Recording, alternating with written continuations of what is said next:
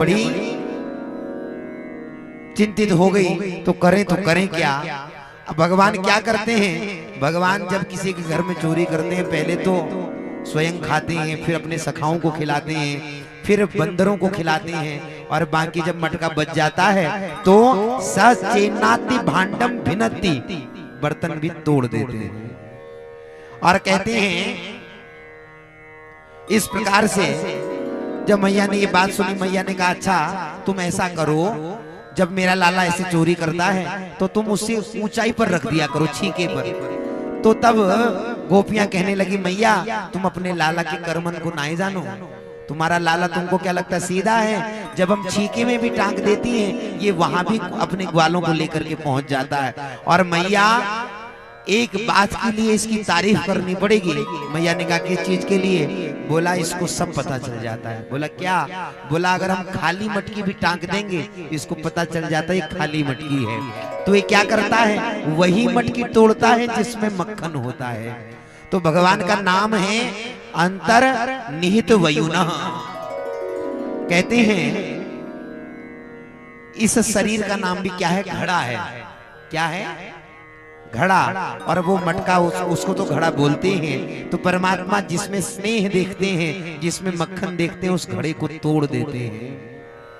कहते हैं सिक्य भांडे सुतद्वित, भगवान घट वासी हैं और प्रत्येक घड़े के भीतर क्या है ये परमात्मा जानते हैं। और सिक्य भांडे सुतद्वित, कहते हैं मैया ये सदैव ऐसे ही कार्यों को करता ही रहता है। तो गोपियों ने बड़ी शिकायतें आज लाला की।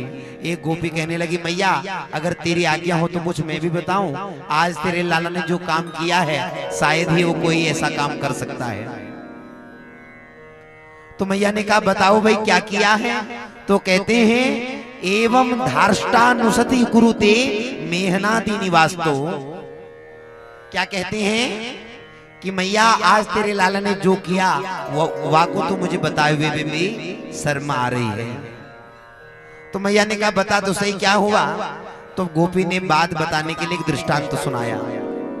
तो गोपी ने कहा एक औरत थी। क्या कहा, जोर से बोलिए, इधर के लोग कम बोलते हैं, मुझे आवाज कम सुनाई देती है। नहीं बोलते हैं, ये तो गलत बात है भाई। या तो आप लोगों को लगता होगा यही लोग कथा सुन रहे हैं। ऐसा मत कीजिए, जब पूछा जाए तो सब लोग बोलिए। तो एक क्या थी, औरत थी। तो कहते हैं वह उसका एक बालक था 2 वर्ष का। कितने वर्ष का, 2 वर्ष का। तो एक दिन वो अपनी सखी के घर में गई और छोटे से बच्चे को लघु शंका लग गई। तो बच्चा क्या कहने लगा, मम्मी मम्मी मम्मी मैं तो बाथरूम जाऊंगा। क्या कहने लगा, मैं तो बाथरूम जाऊंगा। तो मम्मी ने उसको बुलाया, उसकी माँ ने किनारे पे ले गई और कहा देख ऐसी गंदी बात नहीं बोलते। तो बोला फिर क्या बोलूं। बोला जब तुझे बाथरूम जाना होगा क्या बोलना, मम्मी मुझे गाना गाना है। क्या बोलना, गाना गाना है। तो ठीक है, अब बच्चे को जब भी जाना होता तो बच्चा बोलता मुझे गाना गाना है। अब माँ को तो पता है, माँ उसको बाथरूम लेकर के जाती और लेकर के आ जाती। अब एक दिन माँ चलेगी मायके और बच्चे को छोड़ गई पिताजी के पास में। अब उसको तो आदत हो गई। तो कहते हैं जैसे ही माँ मायके गई और रात भर के लिए लौटने वाली नहीं थी, पुत्र को पति के पास में छोड़ गई। रात को 9 बजे का समय हुआ और जैसे ही सोने का समय हुआ पिताजी बच्चे को सुलाने लगे। तो बच्चे ने कहा पिताजी मुझे तो गाना गाना है। अब पिताजी को क्या पता भाई, पिताजी ने कहा सो जा बेटा सो जा, रात को कौन गाना गाता है, अभी सो जा कल सुबह गा लेगा। तो अब वो गुस्सा हो गया, नहीं मुझे तो अभी गाना है। फिर समझाया अरे बेटा सुबह गा लेना। कहता नहीं नहीं मुझे तो अभी गाना है। तो उसने कहा भाई सोचा पिताजी ने कि भाई ये तो बच्चा है, अगर ज्यादा जिद करेंगे तो रोएगा। तो उसने कहा चल गा दे, देखना ज्यादा जोर से मत गाना। तो उसने कहा कहाँ गाऊं, उसने कहा यहाँ गा दे।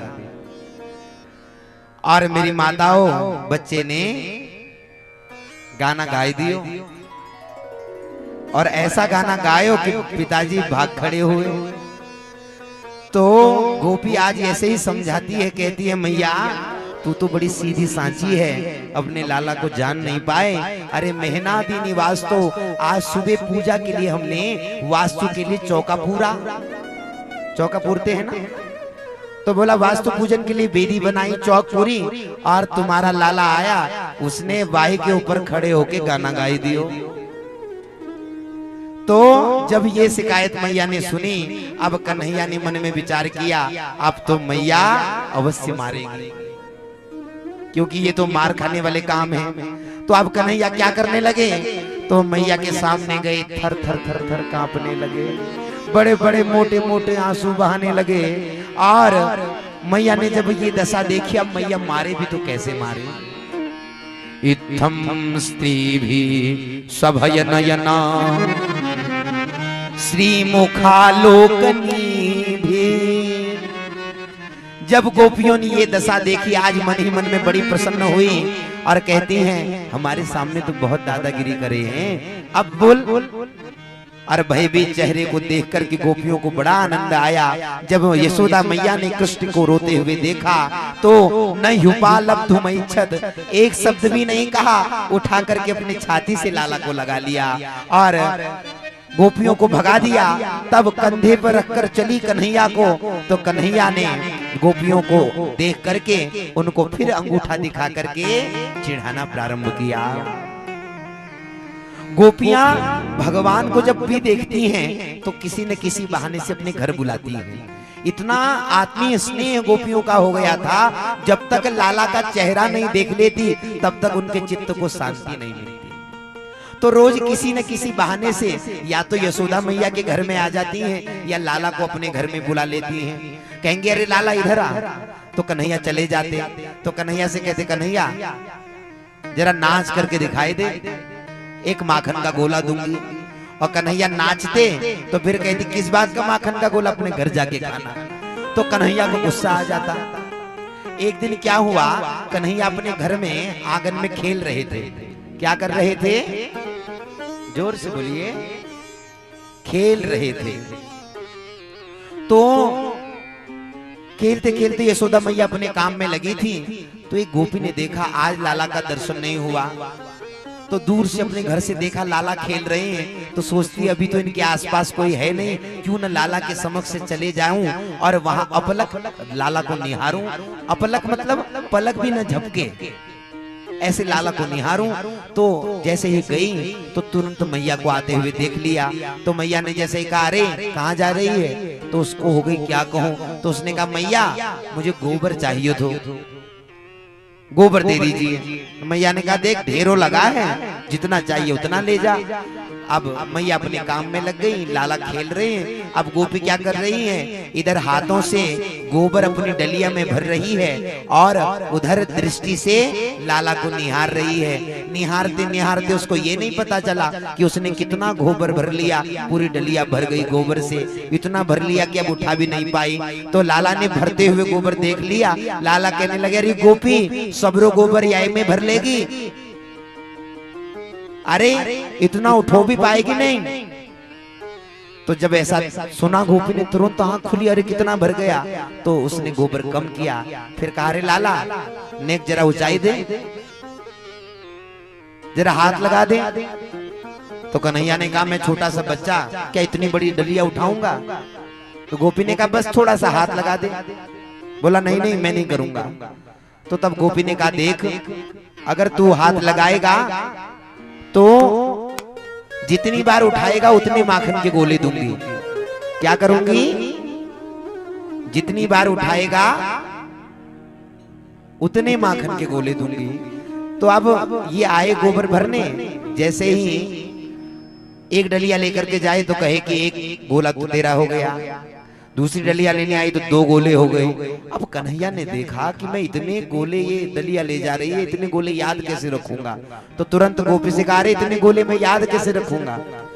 तो उसने क्या किया, उसने कहा देखो मैं 3 डलिया ले गई हूं। तो उसने कन्हैया के मुख में गोबर के 3 टीके लगा दिए उसने कहा जितने डलिया ले जाऊंगी उतने टीके लगा दूंगी। अब तो महाराज सुबह से शाम है गई, डलिया पे डलिया ले जाते रही, घर में गोबर का ढेर लगा दिया। कन्हैया के मुख में नेक सौ जगह नहीं बची कि कहीं और जगह टीका लगाए, और इतने टीके लगा दिए कि अब शाम को गोपी लौट करके नहीं आई। अब मैया ने देखा इतना सुंदर तैयार किया था, इसके तो मुख में सब गोबर के टीके लगे। तुरंत हाथ पकड़ करके खींच करके ले गई। जैसे ही मुंह धुलाने लगी, कहने लगे अरे रुक जा मैया, रुक जा रुक जा रुक जा। मैया ने कहा क्या हुआ? अरे मैया सारा हिसाब गड़बड़ हो जाएगा। मैया ने कहा क्यों? बोला ये जितने टीके लगे हैं उतने माखन के गोले मुंह को मिलेंगे। बोला कौन देगा? तो बताया सुबह वो गोपी आई थी जो डलिया भर करके गोबर ले गई, वो इतना गोबर ले गई और इस सब उससे मुझे हिसाब लेना है। तब यशोदा मैया कहती है क्या करूं भगवान इस लाला का, इसके घर में इतनी गायें हैं, इतना सब कुछ पर्याप्त है, फिर भी ये लोगों के वहां से मांगने जाता है, क्या करूं? और इस प्रकार से भगवान ने बड़ी सुंदर सुंदर लीलाएं की। और तदनंतर कहते हैं भगवान ने इस प्रकार से लीला की। जो गोपियां थी वो भगवान को कोठरी में बंद करेंगी और हर रोज कुछ न कुछ शिकायत लेकर के गोपियां माँ के पास पहुंचती हैं और भगवान भी ऐसे कुछ न कुछ लीलाएं प्रतिदिन करते रहते हैं। एक दिन कन्हैया ने क्या किया? एक दिन कन्हैया ने मिट्टी खा ली। क्या किया? जोर से बोलिए। मिट्टी खा ली। मिट्टी ये भगवान की मृद भक्षण लीला कही जाती है। तो भगवान ने मिट्टी खाई। भगवान मन ही मन में सोचने लगे कि आज चोरी तो नहीं करेंगे, क्योंकि भगवान ने जब चोरी की तो तब माँ ने समझाया कि तुझे जो भी चाहिए मुझसे मांग लिया कर, तू चोरी मत करना। तो कन्हैया ने कहा ठीक है, जब मांगूंगो तब देगी, मतलब जिस समय मांगूंगा तब देगी और जितना मांगूंगो उतना देगी। मैया ने कहा ठीक है, लेकिन चोरी मत करना। अब चोरी तो करेंगे नहीं, लेकिन आज दिन भर बड़े भूखे हैं, क्या खाएं? तो भगवान ने क्या किया? कृष्णो मृदम भक्षितवान। कृष्ण ने आज ब्रिज की मृत्तिका का कवल बना करके डाल लिया अपने मुख में। गोपालों ने देख लिया और जाकर के माँ के पास में शिकायत कर दी कि आज कन्हैया ने माटी खाई। मैया क्रोध में आई और लाला के कान पकड़ लिए। लाला थर थर थर थर थर थर थर कांपने लगे। मैया ने कहा कृष्णा मृदम भक्षितवान, अरे कृष्णा मिट्टी खाई। तो तब कृष्ण क्या कहते हैं? नाहम भक्षितवान अम्बा, अम्बा अहम न भक्षितवान। अम्बा मैया मैंने नहीं खाई। तो मैया ने कहा ये सबरे ग्वाले बोल रहे हैं, ये कैसे बोल रहे हैं? तो कन्हैया क्या कहते हैं? सर्वे मिथ्या विशंसिनः। मैया ये सबरे ग्वाले झूठ बोल रहे हैं, हमने कोई मिट्टी नहीं खाई। मैया कहती है कि तू ही है सत्य हरिश्चंद्र की औलाद जो सच बोलता है। मुझे पता है तू झूठ बोल रहा है, तूने मिट्टी खाई है। तो पीछे से दाऊ भैया कहने लगे हाँ हाँ मैया आज लाला ने मिट्टी खाई है। अब कन्हैया मन ही मन में सोचने लगे अब बड़े भाई को भी झूठा कहेंगे तो मर्यादा नष्ट हो जाएगी। जब एक बार कह दिया कि मैंने मिट्टी नहीं खाई, अब हाँ खाई ऐसा कैसे कहें? चिंतित हो गए। तो भगवान का एक नाम है वचन रचनागर। क्या नाम है? वचन रचनागर। भगवान बात बनाने में बड़े कुशल हैं। तो भगवान ने कहा यदि सत्य गिरह माँ, अगर यही सत्य है तो तरिहि समस्य पश्य में मुखम। तो माँ मेरे मुख खोल करके मेरे मुख में देख लो क्या है। तो आज जैसे ही माँ ने लाला का मुख खोला और माँ ने मुंह में झांक करके देखा तो तब बिंदु जी लिखते हैं जिनके बंक भ्रकुटी के भय से सागर सप्त उबलते देखा,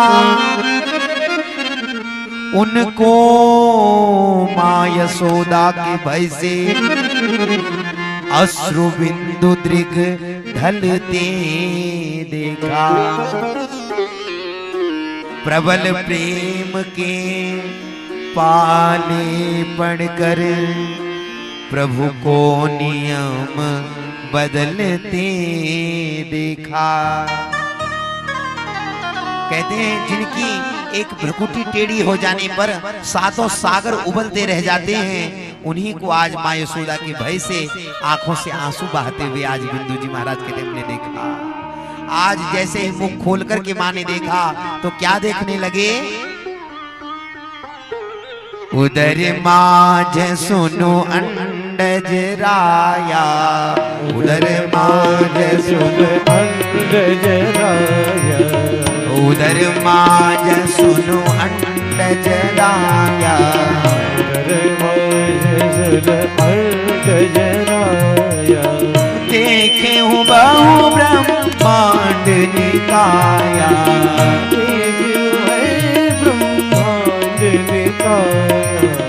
देखे हूँ बहु ब्रह्मांड निकाया।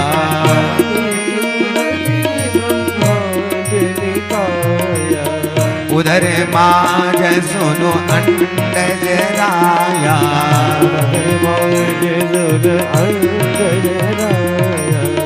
अगणित रवि शशि शिव चतुरानन,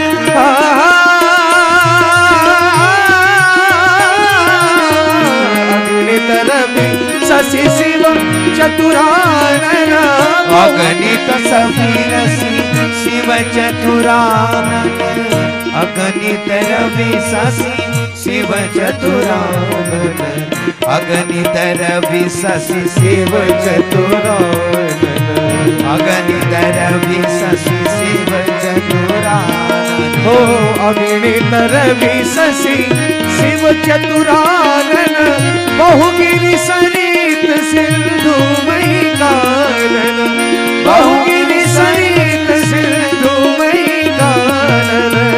कोटिन चतुरानन गौरीसा, कोटिन चतुरानन गौरीसा, अगणित उदगन रवि रजनीसा, उदगन रवि रजनीसा।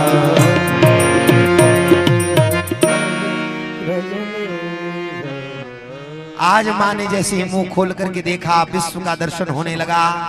और विश्व का दर्शन करते करते आई तो संपूर्ण ब्रजमंडल को देखा। ब्रज में गोकुल दिखा, नंद बाबा का घर दिखा, घर में माँ यशोदा दिखी। अब जैसे यशोदा मैया ने अपने आप को देखा, अब माँ घबरा गई, ये कौन है? ये मेरा लाला ही है या कोई जादूगर है? सूनो स्तनो दीक्ष विदानितास्ये, ब्रजम सहात्मा नमवाप शंका। जब अपने को भी देखा शंका हुई, ये कोई जादूगर है, मेरा पुत्र ना है सके। ये तो तीन लोक का स्वामी मालूम पड़े। इत्थम विदित तत्वायाम, ये जान गई यशोदा मैया कि तीनों लोकों का स्वामी है। और जैसे ही भगवान ने आज ये देखा कि माता आज भयभीत हो गई, माता बेटे को भगवान समझ बैठी, तो स्तुति करी न जाय भय माना, स्तुति करिए जाय भय माना, स्तुति करी न जाय भय माना, स्तुति करिए जाय भय माना। जगत पिता में सुत करी जाना, जगत पिता करी सुत में जाना, जगत पिता में सुत करी जाना, जगत पिता करी सुत में जाना। तो माता भयभीत हो गई, यह तो जगत का स्वामी है, यदि इसको मैं अपना बेटा समझ बैठी। कहती नहीं नहीं, अब तुझे कुछ नहीं कहूंगी। आंखें बंद करके बैठ गई।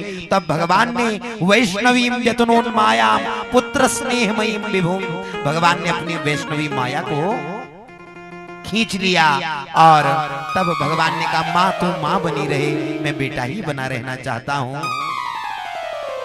तो इस प्रकार से भगवान ने जिस दिन मिट्टी खाई थी,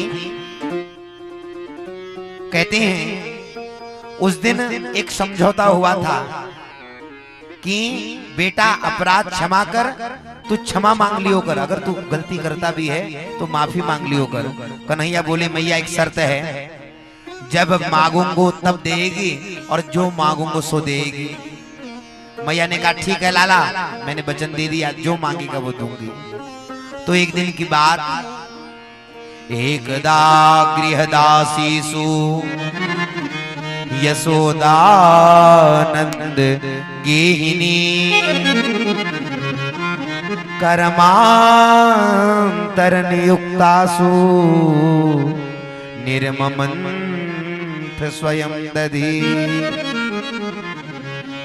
हजारों दासियां यशोदा मैया के घर में थे, लेकिन मैया कन्हैया के लिए तो खुद ही मक्खन निकालती थी, खुद ही मक्खन बनाती थी।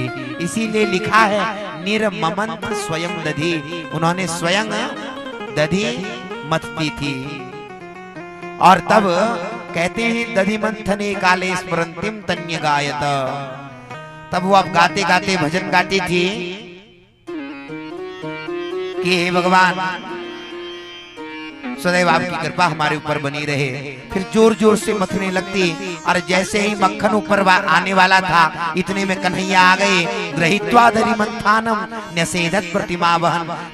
कन्हैया ने क्या किया, जो मथानी थी उस मथानी को पकड़ लिया और उसको पकड़ करके ले जाने लगे। तो मैया ने कहा रुक जा रुक जा रुक जा, क्या बात है लाला। तब लाला कहने लगे मैया मोह को भूख लगी है, दूध पिवाए दे। मैया ने कहा अरे लाला माखन आए बीमारो है, छोड़ दे। जब बड़ी मैया थे गैया को दूध ले ले। कन्हैया बोले नाय नाय, तेने कही जो मांगूंगो सो दूंगी, तो अभी मुझे दूध पिला। तो तब कन्हैया कहने लगे मैया मोहे गैया को दूध तो नाय भावे, मुझे तो मैया को भावे। तो मथैया मथानी छोड़ दी, खड़े खड़े ही आज मैया लाला को दूध पिलाने लगी। और दूध पीते समय जब लाला के मुख का दर्शन करते हैं, तब सुखदेव भगवान लिखते हैं तमंकमारूढ़ मपाययत्तनम स्नेहस्नुतम सस्मितमीक्षति मुखम। इतना सुख हुआ कि संपूर्ण संसार को भूल गई। भगवान ने मन में विचार किया कि देखें मैया की सच्ची समाधि है अथवा कच्ची। मैया चूल्हे पर दूध रख के आई थी। तो मैया ने कहा, मैया से लाला ने कहा लाला मैंने दूध रखा है चूल्हे में। और इधर लाला उसी समय मैया से कहने लगे मैया एक बात बता, तुझे दूध अच्छा लगता है या पूत अच्छा लगता है। मैया ने कहा अरे लाला कैसी बात करे है भाई, पूत तो सबको अच्छा लगता है, दूध किसको अच्छा लगेगा। नहीं मैया पूछ रहे हूँ तुझे दूध अच्छा लगता है या पूत अच्छा लगता है। मैया ने कहा मुझे पूत अच्छा लगता है। कन्हैया ने इशारा किया अग्नि देवता को, और आंच बढ़ गई। जिसमें दूध रखा था आंच बढ़ गई। और कहते हैं उसी समय सारा दूध जो मटकियों में गर्म हो रहा था वो दूध मटकों से बाहर गिरने लगा। गोद में लाला है, दूध निकल रहा है। तो सुखदेव भगवान कहते हैं अतृप्त मुत्सृज्य। जैसी मैया को याद आई तो लाला को अतृप्त ही छोड़ करके तुरंत जवीन सा ययो उत्सिच्य माने पयसी त्वदिश्रुते, तुरंत दूध समाने के लिए चले गए। कृष्ण ने गुस्से में एक पत्थर उठा करके भित्वा खींच करके एक मटके में मारा तो मटकी फूट गई। उसके बाद भित्वा मिसा सुदिश दस्मना रहो जहां सहयंगव मंतरम गता। कन्हैया ने आज मटकी फोड़ डाली, अंदर घुस गए। वहां ताजा मक्खन वो मटकी रखी थी, उसको बोलते हैं हयंगव, जो कल शाम गाय दुही गई थी, गरम करके उसका दूध कल ही जमा दिया गया था।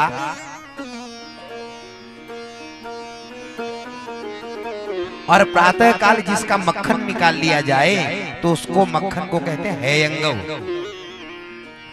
तो दूध ठीक करके आई तो यहाँ देखा मटकी फूटी पड़ी है। कहाँ गया, बड़ी जोर से क्रोध आया। आज माँ को छड़ी लाई और कहने लगी कृष्णा अब तो आगे आगे कृष्ण और पीछे पीछे मैया जा रही है।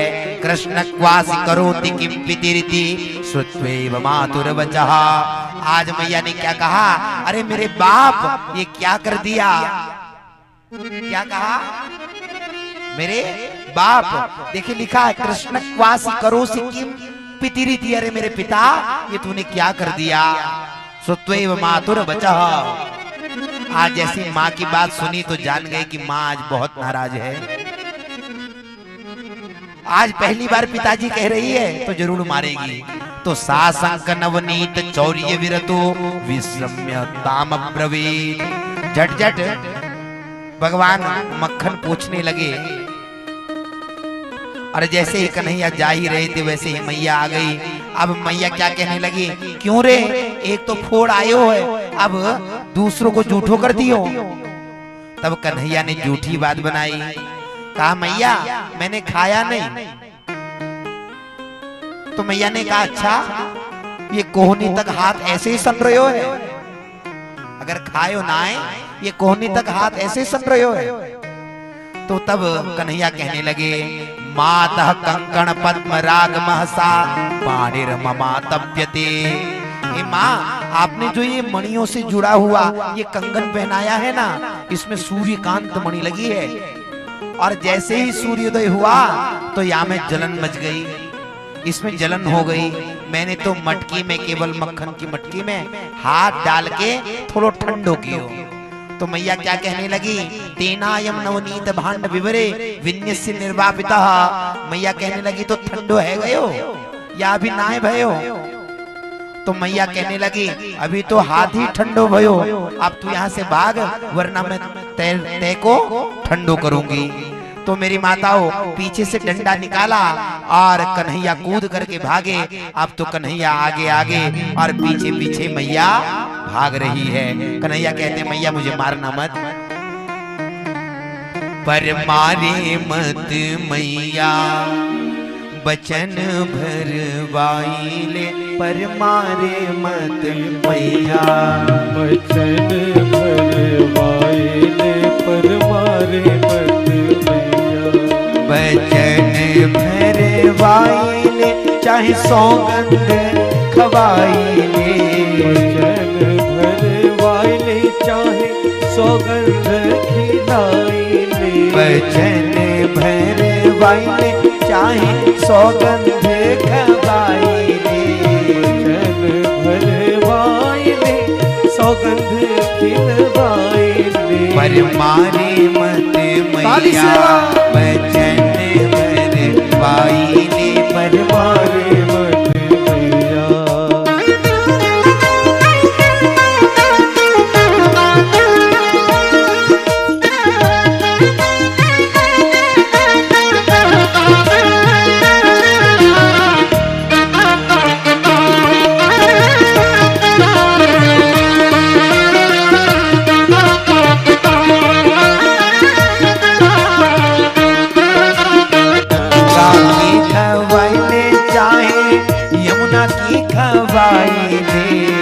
गंगा की खवाई ले, चाहे यमुना की। सभी लोग आइए।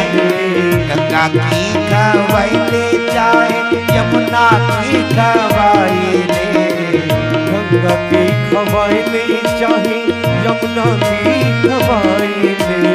क्षीर सागर में मैया ठाड़ो करवाई ले। पर मारे मत मैया बचन भरवाई ले। सभी लोग आइए। बचन भरवाई ले, पर मारे मत मैया बचन भरवाई ले, पर मारे मत मैया।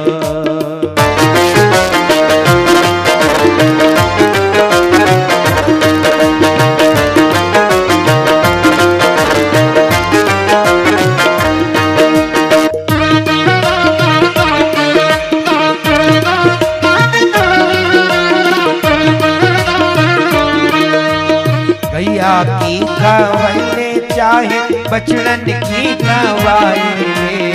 गैया की खवाई ले, चाहे बछड़न की खवाए ले। गैया की खवाई ले चाहे बछड़न की खवाई ले। गैया की खवाए ले चाहे बछड़न की खवाए ले। अरे नंद बाबा के मुँह को ठाड़ो करवाई ले। अरे मारे मत मैया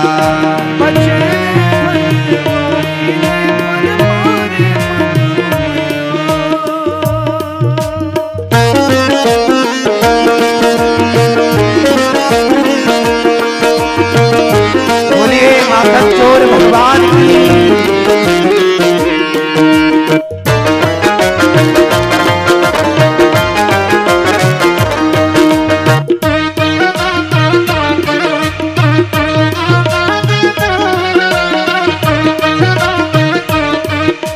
गोपिन की खवाई ले चाहे ग्वालन की खवाई ले। गोपिन की खवाए ले चाहे ग्वालन की खवाए ले। गोपन की खवाई ले चाहे ग्वालन की खवाई ले। गोपिन की खवाए ले चाहे ग्वालन की खवाए ले। अरे दाऊ भैया पे मोरा हाथ धरवाई ले। पर मारे मत भैया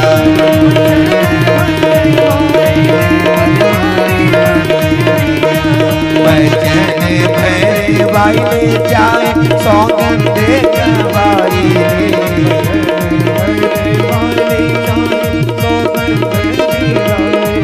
भजन भरवाई ले चाहे सौगंध खवाई ले।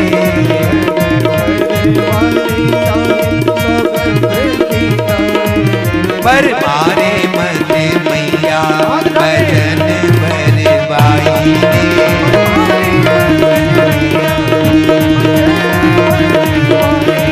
पर मारे मत मैया भजन भरवाई ले। बोलिए नंद के लाला की जय हो। तो मेरी माताओं, इस प्रकार से भगवान ने ये सुंदर मृद भक्षण लीला की और निगम नीति शिव अंत न पावा ताहि धरे जननी हटी धावा। आज माँ के भय से माँ पीछे पीछे डंडा लेकर के दौड़ रही है। इसी लीला का नाम है दामोदर लीला। क्या लीला? तो कहते हैं गोप्यन्व धावन यमापयोगिनाम क्षमम प्रवेष्टुम तपसी तम मनः। तपस्या की चाबुक जब जब जब बार बार मन में मारी जाती है तब योगियों का मन उन परमात्मा के प्रति आकृष्ट होता है। तो यही परमात्मा का अनुग्रह है। आज माँ जब डंडा लेकर के पीछे पीछे भाग रही है तो भगवान अभिनय कर रहे हैं, रोने का अभिनय कर रहे हैं और दामोदर लीला कर रहे हैं। दामोदर मतलब दामानी उदरे यस्या स दामोदरः। जब बांधने की इच्छा हुई सुखदेव भगवान ने परीक्षित से कहा, राजन सुनते हो आज माँ किसको बांधने जा रही है? तो कहते हैं न चांतर न बहिर्यस्य न पूर्वम नापि चापरम। जिसका न अंदर का कुछ पता है न बाहर का कुछ पता है, न जिसके कोई पहले है न कोई बाद में है, वही स्वयं पूर्वापरम बहिशांतर जगतो यो जगत जयः। जो सबके अंदर भी है सबके बाहर भी है।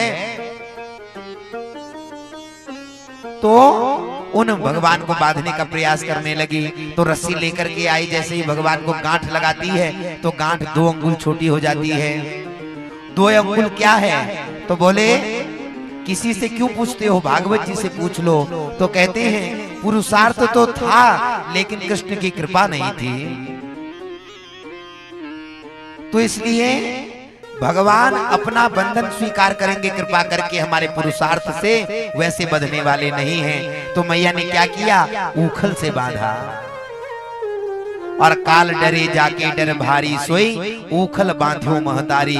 आज परमात्मा दामोदर कहलाए। बोले दामोदर भगवान की। वही श्री कृष्ण आज कुबेर के पुत्रों का उद्धार करने के लिए लीला करना चाहते थे। इसी का नाम है मातृ अधिकार लीला। माँ मारने दौड़ी है, रस्सी में बांधा है, लेकिन आज कन्हैया को खाने के लिए कुछ नहीं मिला। तो नंद बाबा के घर में नल कुबर और मणिग्रीव ये कुबेर के 2 पुत्र यमलार्जुन के वृक्ष बनकर के खड़े हुए थे। नारद जी ने इनको श्राप दे दिया कि तुम वृक्ष बन करके नंद भवन में रहोगे, और जब तुम्हारे ऊपर भगवान की कृपा हो जाएगी तब तुम पुनः प्रकट हो जाओगे। तो नारद जी ने कुबेर पुत्रों को, नल कुबर और मणिगिरी को वृक्ष होने का श्राप दे दिया, और वृक्ष होकर भी एक अनुग्रह किया। स्मृति स्यान प्रसादेनो तत्रापि मदनुग्रहात्। इनकी भले ही पेड़ बन गए लेकिन स्मृति नष्ट नहीं हुई, लेकिन स्मृति इनकी याददाश्त नष्ट नहीं हुई। तो कहते हैं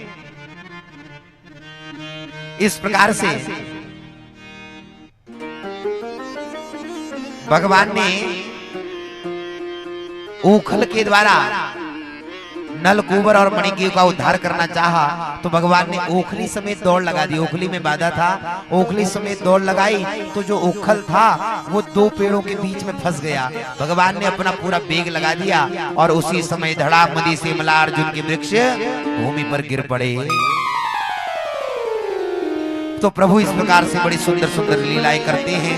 फिर उसके बाद में एक फल बेचने वाली माता जी थी, उनके ऊपर भगवान ने कृपा की। भगवान के आंगन में आकर के बैठ गई। भगवान ने उससे कहा कि मुझे फल चाहिए, तो उसने कहा कुछ आपको देना पड़ेगा, उसके बदले में फल दूंगी। तो भगवान अपने कोषागार में गए, मुट्ठी भर धान लेकर के आए। उससे क्या हुआ, सारा धान तो रास्ते में गिर गया, केवल 2 दाने लेकर के भगवान आए। और फल विक्रयणी तस्य च्युत धान्यम करद्वयम फलैः अपूरयत कृते फल भांडम अपूरी च। कहते हैं भगवान ने हाथों को तो फलों से भरा, लेकिन रत्नों से फल का टोकरा भर गया।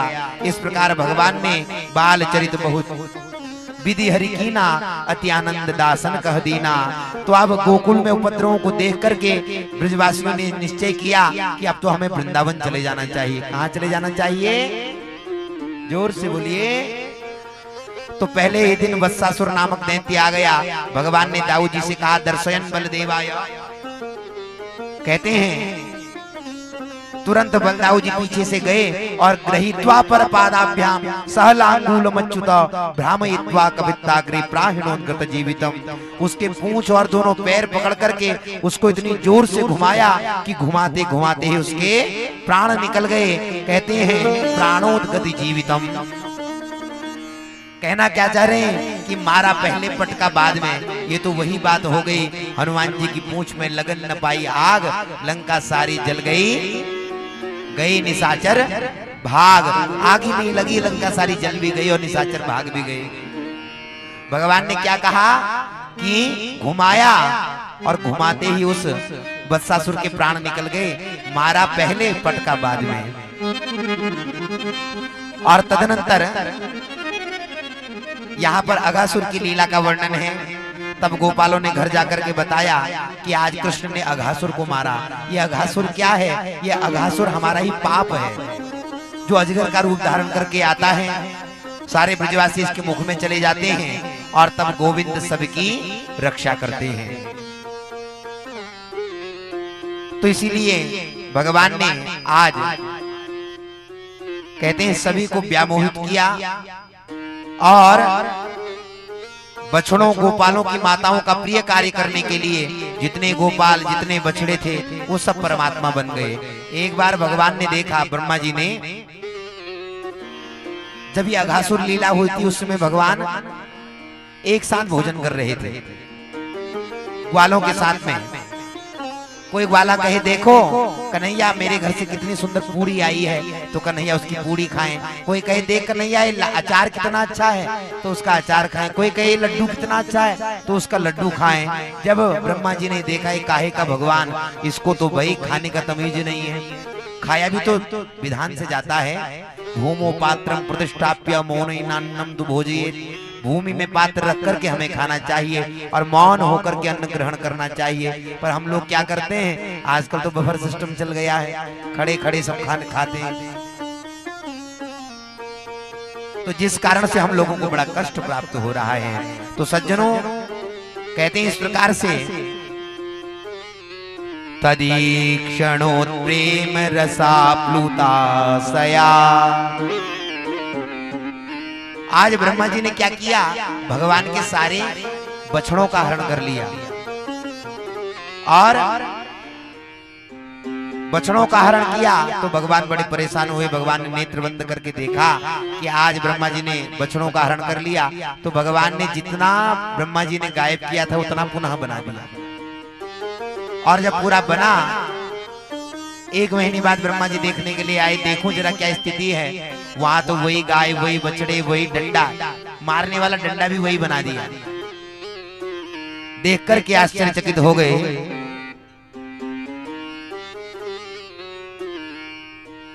तदनंतर कहते हैं आज ब्रह्मा जी ने जब सारे बछड़ों का हरण कर लिया तो भगवान एक एक रूप में भगवान वहां विद्यमान हो गए। कहीं बछड़े बन गए, कहीं ग्वाले बन गए, कहीं गोप बन गए। अब जो ब्रह्मा जी की सृष्टि है यहाँ राग द्वेष रहता है, लेकिन जो परमात्मा की दृष्टि है वहां राग द्वेष नहीं रहता, वहां तो प्रेम ही रहता है। तो यावत वत्सपवस्तकाल्पक वपुर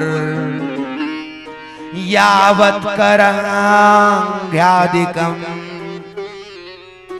यावद यष्टि विषाणु वेणुदलसिक यावद विभूषांबरम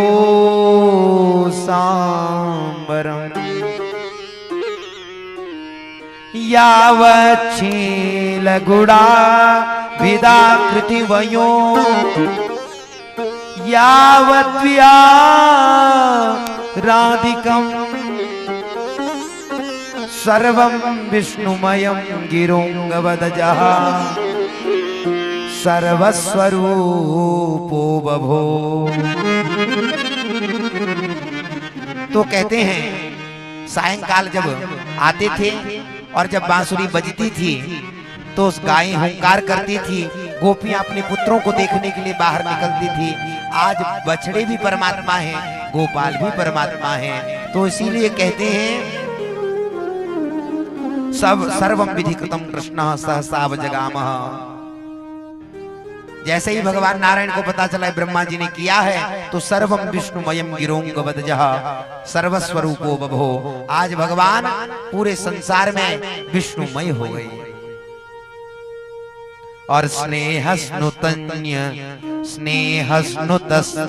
पयः सुदासवम् मत्वा परम ब्रह्म सुतान पाययन्।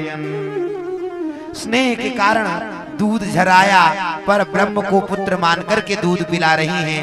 हे परीक्षित, जिन परमात्मा का दर्शन अथवा चंदन पाकर के भी कोई व्यक्ति धन्य हो जाता है तो श्री कृष्ण जिनके स्वयं आंचल से दूध पान कर रहे हैं, भला उन गोपियों और गायों के सौभाग्य की सराहना कौन कहे।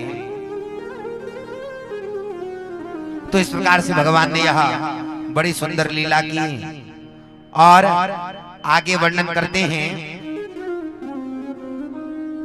कि संसार में यदि किसी की श्रेष्ठ महिमा है तो वो नंद भवन के पास में जो या गोकुल है या नंदगांव के रहने वाले गोप गोपी और गायों की भाग्य की हम क्या प्रशंसा करें। यन मित्रम परमानंदम पूर्णम ब्रह्म सनातनम, जिनका मित्र पूर्ण ब्रह्म पर ब्रह्म सनातन जो भगवान है वो हैं। तो तब कहते हैं इस समय जब भगवान ने अघासुर को मारा तो इसकी 1 साल बाद घर में बताया, क्योंकि 1 साल में ये ब्रह्मा जी ने सबका हरण कर लिया था, उनको पता ही नहीं था हम कहाँ हैं।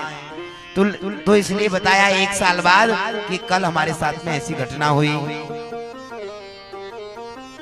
तो इस प्रकार से मेरी माताओं यह भगवान की धीरे धीरे इसी प्रकार से कुमारावस्था बीत गई, पौगंडावस्था आई। बलराम जी के साथ में गोप गोपी भ्रमण कर रहे हैं। एक दिन ग्वालों ने कहा यहाँ पर एक ताड़ का वन है, वहां सुंदर रसीले फल होते, वहीं चलो। वहां कंस का सेवक धेनुकासुर गर्दभ का रूप बना करके रहता है। तो दाऊ ने कहा चलो, तो दाऊ सबको लेकर के गए। एक वृक्ष को पकड़ करके दाऊ जी ने जोर से हिलाया और फल गिरे। गोपों ने उठाना प्रारंभ कर दिया। इतने में धेनुकासुर भयानक दर्शन गर्दभ का रूप बना करके आ गया और दाऊ भैया के पीछे पीछे दोनों पैरों से प्रहार करने लगा।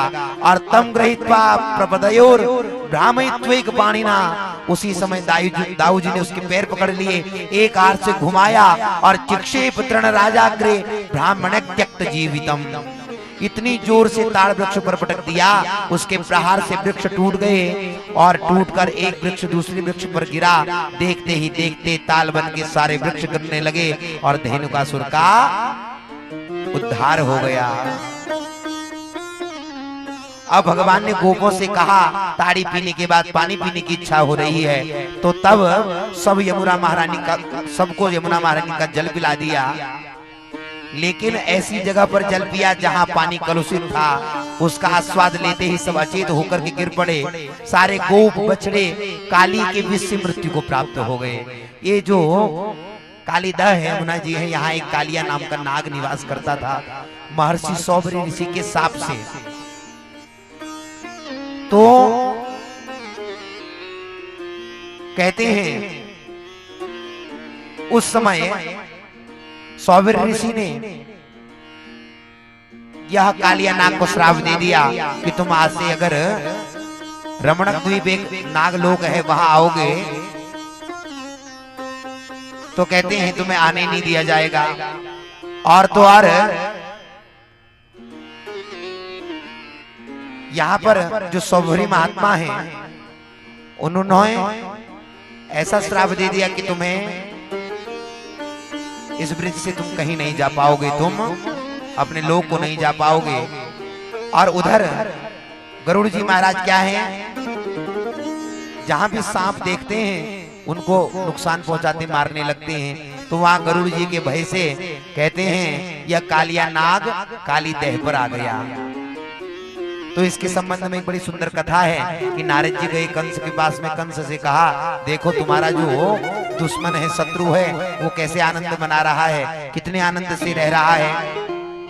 तुम ये करो कि जो कालीदह है, कालीदह में 100 नीलकमल हैं, तो तुम देवता के पूजन के लिए 100 नीलकमल मंगाओ और ये घोषणा करो जो नहीं लेकर के आएगा तो कृष्ण और बलराम को मैं मार डालूंगा, पूरे ब्रज नगरी को नई तरीके से बसाऊंगा। तब उस समय मेरी माता हो कहते हैं उन्होंने वैसे ही पत्रिका भिजवाई, पत्रिका आई तो नंद बाबा बड़े चिंतित हो गए। तब ठाकुर जी ने, लाला ने नंद बाबा को समझाया कि कोई इतनी बड़ी बात नहीं है। और आज कन्हैया ने क्या किया, मेरी माता हो आज कन्हैया अपने सारे गोप ग्वालों के साथ में गेंद का खेल खेलने के लिए, कंदुक क्रीड़ा खेलने के लिए यमुना के किनारे एकत्रित हो गए और सब गेंद खेलने लगे। काली दह पर खेलन आयो रे मेरो बारो सो कन्हैया,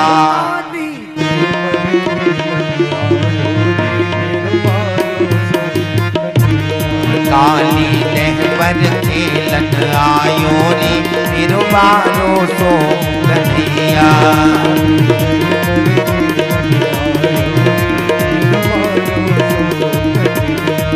कारो सो कन्हैया मेरो कारो सो कन्हैया,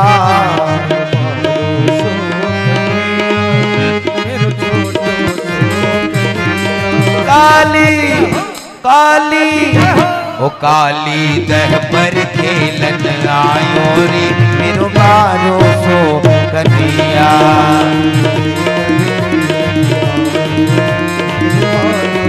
सभी लोग दोनों हाथों से तालियां बजाते हुए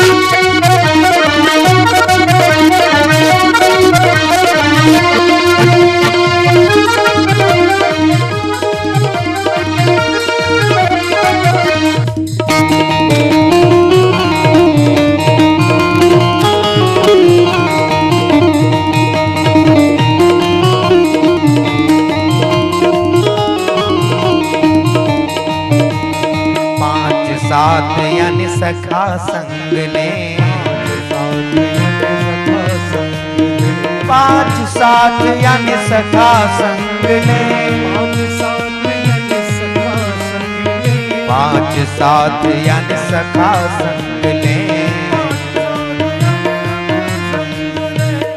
हर गेंद को खेल रचाए गयो रे मेरो बारो सो कन्हैया।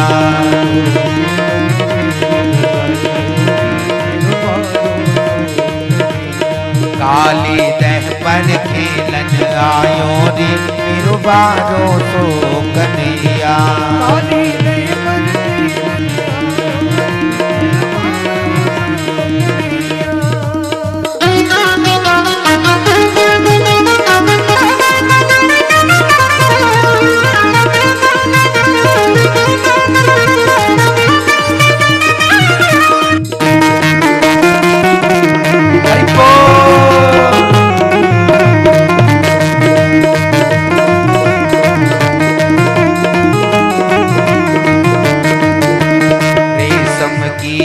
गेंद बनाई, रेशम की गेंद बनाई, रेशम की गेंद बनाई, रेशम की गेंद बनाई। चंदन को भैया लायो बारो सो कन्हैया।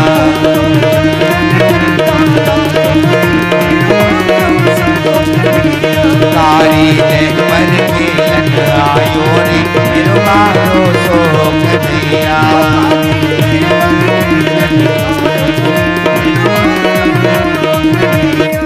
बारो सो कन्हैया मेरो बारो सो कन्हैया।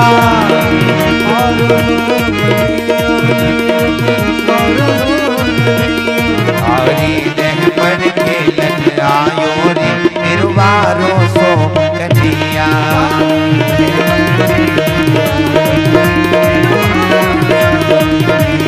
काली देह पर खेलन आयो रे मेरो बारो सो कन्हैया। तालियों में कंजूसी नहीं, सभी लोग तालियां बजाते हुए कृष्ण कन्हैया लाल की।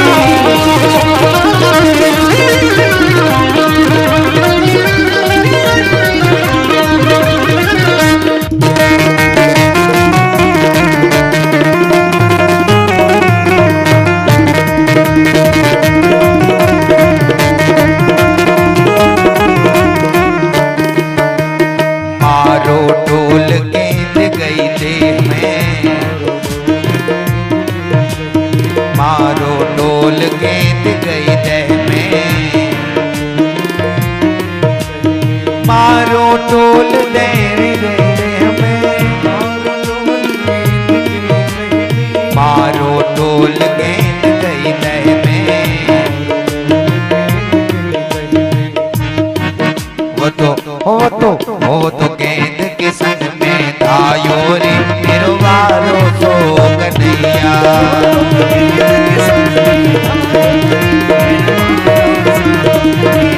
काली देह पर खेलन आयो रे मेरो बारो सो कन्हैया।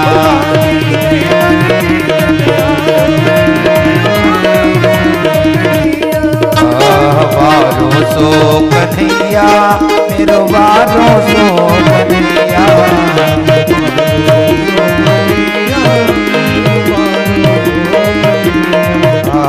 बारो सो कन्हैया मेरो छोटो सो कन्हैया।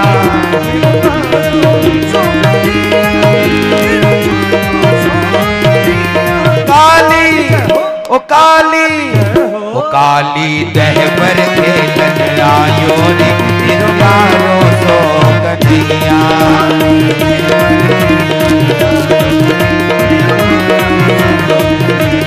काली देह पर खेलन आयो रे मेरो बारो सो कन्हैया।